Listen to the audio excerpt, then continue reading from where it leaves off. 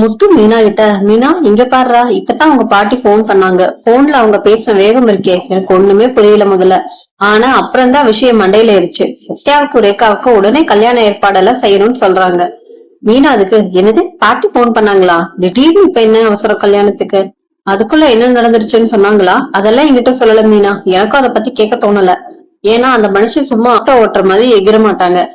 பாட்டி என்ன சொன்னாலும் அதுல கண்டிப்பா ஒரு நியாயம் இருக்கும், ஒரு தீர்க்கமான முடிவு இருக்கும். அதான் நான் யோசிச்சேன். அவங்க சொன்னா அது சரியாதான் இருக்கும். நீங்க சொல்றது சரிதான். பாட்டி எப்பவுமே தீர விசாரிச்சுதான் எந்த முடிவும் எடுப்பாங்க. சத்யாவுக்கும் ரேகாவுக்கும் கல்யாணம் நடக்கிறதுல எனக்கு சந்தோஷம்தான். ஆனா என்ன மீனா இருக்கிற சந்தோஷம் சொல்லிட்டு ஏன் மூஞ்சி அப்படி மாத்துற? என்ன விஷயம் சொல்லு. இல்ல, சந்தோஷம்தான். ஆனா மனசுக்குள்ள ஏதோ ஒரு பயம் இருக்கு. நீங்க பாட்டுக்கு கிளம்புறேன்னு சொல்றீங்க. ஆனா அந்த சிந்தாமணியை நினைச்சாதான் எனக்கு பயமா இருக்கு. அவ சும்மா இருக்க மாட்டா. மறுபடியும் அவளால எந்த பிரச்சனையும் வந்துடக்கூடாது பாருங்க. ஏ மீனா, என்னடி நீ சின்ன புலத்தனமா பேசிட்டு இருக்க? அந்த சிந்தாமணிய பத்தி எனக்கு நல்லா தெரியும். அவ எப்ப எங்க எப்படி காய் நகர்த்துவான்னு இந்த முத்துவோட விரல் நுனியில இருக்கு. நாம ரொம்பவே கவனமா இருக்கணும்னு நீ சொல்றது எனக்கு புரியுது. ஆனா அதுக்காக பயந்துட்டே இருக்க முடியுமா? நான் பயப்படல, எச்சரிக்கையா இருக்கணும்னு சொல்றேங்க. கல்யாண வீடுன்னா 1000 பேர் வருவாங்க போவாங்க.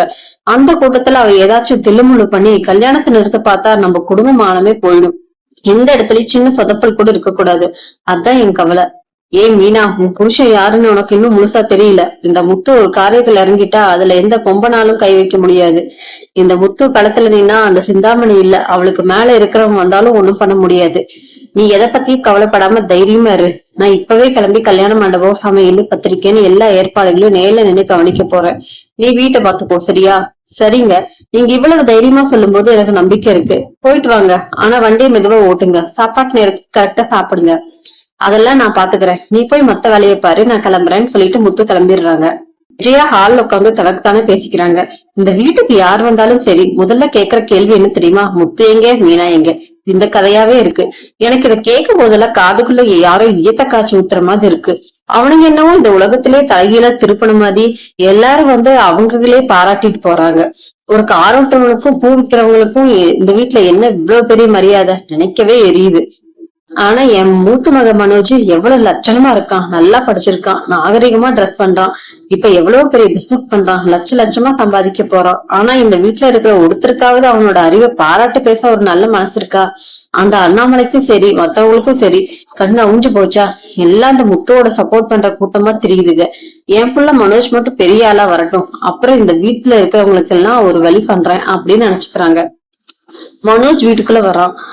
அம்மா அம்மா, நான் சொன்னேன்லம்மா, நான் சொன்னது அப்படியே நடந்துருச்சுமா. நான் சொன்ன மாதிரி என் நேர்ல பாக்குறதுக்காக அந்த பெரிய சார் இன்னைக்கு என் ஆபீஸ்க்கே வந்துட்டாருமா. என் கண்ணையே என்னால நம்ப முடியல. யாரு மனோஜ்? யார் இந்த சாரு? கொஞ்சம் பதட்டப்படாம தெளிவா சொல்லு, எனக்கு ஒண்ணும் புரியல. யாரு வந்தா? அம்மா, அவர் சாதாரண ஆள் இல்லம்மா. பெரிய பெரிய விஐபிக்கெல்லாம் ஜாதகம் பார்த்து பிசினஸ் ஐடியா கொடுக்குற மாபெரும் ஞானிமா அவரு. அவரை என் பிசினஸ் அமைப்பு பார்த்துட்டு என்ன சொன்னாரு தெரியுமா? என்ன சொன்னாரு மனோர்? ஏதாவது நல்லது சொன்னாரா? உன் பிசினஸ் இன்னும் பெருசாகும்னு சொன்னாராப்பா? அதுதான் சாதாரண நல்லது இல்லம்மா. என் பிசினஸ் உலக லெவலுக்கு போகணும்னா நான் ஒரு முக்கியமான விஷயத்த செய்யறேமா. இனிமே இந்த வீட்டுல இருக்கிறவங்களும் என்ன அப்படித்தான் கூப்பிடணுமாமா. நம்ம மனோஜ்னு கூப்பிட கூடாதாம்மா. ஒரு பட்ட பெயரோடதான் மரியாதையோட பெயரோட கூப்பிடணுமாமா. அப்பதான் எனக்கு கிரகங்கள் எல்லாம் சாதகமா வேலை செய்யுமா. அப்படியே சொன்னாரு? கேட்கவே ஆச்சரியமா இருக்கே. அது என்ன பேரா? அப்புறம் என்னப்பா, வேற என்ன சொன்னாரு? அப்படியே சொன்னாரு. கேட்கவே ரொம்ப ஆச்சரியமா இருக்கே. அப்படி என்ன பேரா சொல்லுன்னு கேக்குறாங்க. அது மட்டும் இல்லம்மா, நான் சீக்கிரமே ஒரு பெரிய பங்களா வீடு வாங்க வேணாம், சொகுசு கார் வாங்க வேணாம். இந்த சென்னை சிட்டியே என்னை அண்ணாந்து பார்த்து பாராட்டு பேசணும்னு அந்த சார் என் கைய பார்த்துட்டு அப்படியே அடிச்சு சொல்லியிருக்காருமா. எனக்கு அவர் மேல 100% நிஜம் நம்பிக்கை வந்துருச்சுமா. நிஜமாவாடா? எனக்கு இந்த கேட்கும் போது என் மனசுல இருக்க கவலையெல்லாம் பறந்து போச்சுடா. நீ நல்லா வரணுடா என் தங்கம் அப்படிங்கிறாங்க. ஆமாமா, இந்த வீட்டுல இருக்க எல்லாரும் முத்துவும் மீனாலும் தூக்கி வச்சு ஆடுறத பார்த்து என் ஈகோ எவ்வளவு அடிபட்டு போச்சு தெரியுமா? எனக்கு பொறுமை இழந்து போச்சுமா. ஒரு கார் ஓட்டுறது முன்னாடி நான் இவ்வளவு நாள் கை கட்டி நின்னது போதுமா. இனிமே நானும் என் பிசினஸ்ல என்ன அந்தஸ்து என்ன இந்த உலகத்துக்கு முக்கியமா இந்த வீட்டுல இருக்கிறவங்களுக்கும் நான் நிரூபிச்சு காட்டுறேன் பாருங்கம்மா. காட்டணும்டா மனோஜ், நீ கண்டிப்பா காட்டணும். நீ அந்த முத்தோட 100 பெரிய மடங்கு ஆளா வந்து உன்னை மதிக்காத இந்த வீட்டுல இருக்கிறவங்க மூஞ்சில நல்லா கரையை பூசணும்டா. அது வரைக்கும் இந்த அம்மா உனக்கு பின்னாடி பக்கபலமா நிப்பேன்டா. நீ தைரியமா இருங்கிறாங்க. தேங்க்ஸ்மா, நீ ஒருத்தி கொடுக்குற தைரியம் தான் எனக்கு எல்லாமே. இனிமே நான் சொல்றபடி இந்த வீட்டுல எல்லாரும் நடந்துக்கணும் பாருங்க. அந்த ஜோசிக்காரங்கிட்ட மனோஜ் பணத்தை இழந்துட்டு தலை குனிஞ்சபடி சோஃபால உட்கார்ந்துட்டு இருக்காங்க. அண்ணாமலை நடுஹால்ல கோவமா சுத்திட்டு இருக்காரு. விஜயா அண்ணாமலைய பார்த்து, ஏங்க நான் சொல்றதுல கொஞ்சம் காது கொடுத்து கேளுங்க, எடுத்த உடனே இப்படி குதிக்காதீங்க. மனோஜுக்கு இப்பதான் நம்ம எல்லாரும் சப்போர்ட்டும் பண்ணணும். அவன் ஒண்ணும் வேணும்னே தப்பு பண்ணலைங்க. விஜயா நீ இன்னும் வாயை திறந்து பேசுறியா? உனக்கு வெக்கமா இல்ல? இவன் பண்ணி வச்சிருக்க காரியத்துக்கு இவனை நடுரோட்ல நிக்க வச்சு சவுக்கால் அடிக்கணும். ஏங்க அவன் ஏதோ தெரியாம பிசினஸ் நல்லா வரணுங்கிற எண்ணத்துலதான் நம்ம பேச்சு கேட்காம அந்த ஆள் வார்த்தையை நம்பி போயிருக்கான். அதுக்காக அவன் பெத்த பிள்ளையனும் பாக்காம இந்த வீட்டுல இருக்க கூடாதுன்னு நீங்க சொன்னா எந்த விதத்துல நியாயம்? எனக்கு ஒண்ணுமே புரியலீங்க. நியாயத்தை பத்தி நீ பேசாத விஜயா. இவன் பண்ணது தப்பு இல்ல, மகால் முட்டாள்தனம். இத்தனை வயசானது பிறகும் உழைக்காம குறுக்கோழியில எப்படி பணக்காரனாகலாம்னு யோசிச்சு கண்ட கண்ட ஏமாத்துக்காரன் காலில் விழுந்து குடும்ப பணத்தை எல்லாம் கொண்டு போய் அவன்கிட்ட கொட்டிட்டு வந்து நிக்கிறான். இவனுக்கு போய் வக்காலத்து வாங்குறியே, நீ என்ன பெத்த தாயா இல்ல இவனுக்கு காவல் காக்குற பூதமா? நானும் பெத்த தாயாதான் கேக்குறேன். முத்து மீனாவும் உங்க பேச்சு கேக்குறாங்க, நீங்க சொல்றதுக்கெல்லாம் தலையாட்டுறாங்கிற ஒரு காரணத்துக்காக அவங்களுக்கு மட்டும்தான் இந்த வீட்டுல சப்போர்ட் பண்ணுவீங்களா? மனோஜ் உங்க மூத்த மகன் இல்லையா? அவனுக்கு ஒரு தப்பு நடத்தா தோல் கொடுக்க மாட்டீங்களா? ஜியா வாய மூடு.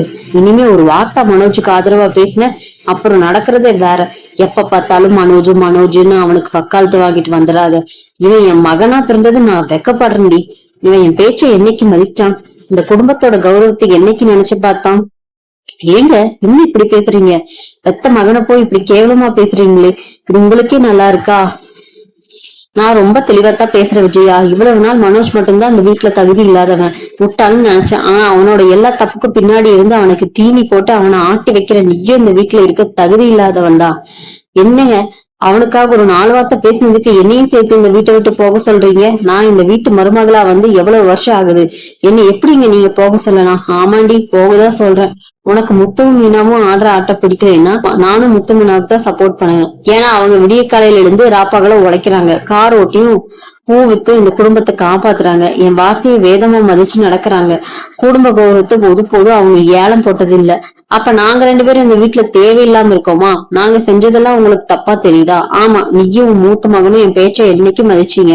இவன் பண்ணின தப்புக்கு நீதான் காரணம். எப்ப பார்த்தாலும் முத்துவ பழி வாங்கணும், அவனை விட இவன் உசத்து காட்டணும், பேராசை புடிச்சு அலையிற. இப்ப என்னாச்சு? நடுத்தருல வந்து நிக்கிற உன் பேராசை. அப்பா என்ன மன்னிச்சிடுங்கப்பா, நான் தெரியாம அந்த ஆள் பேச்சு கேட்டுட்டேன்ப்பா, இனிமே அப்படி நடக்காதுப்பா அப்படின்னு மனோஜ் காலை புடிச்சிட்டு அழுகுறாங்க. டே மனோஜ் மூடுடா வாயா, உன் நடிப்பெல்லாம் என்கிட்ட காட்டாத. உன் மன்னிப்புக்கு இந்த வீட்டுல இனிமே இடம் இல்ல. நீயும் உங்க அம்மாவும் சேர்ந்து இந்த வீட்டை நரகமாக்குனது போதும். ஏங்க கோபத்துல ஏதோ வார்த்தை விடாதீங்க. நாங்க எங்க போவோம் இந்த நேரத்துல? நீங்க எங்க வேணாலும் போங்க, எனக்கு அதை பத்தி கவலை இல்ல.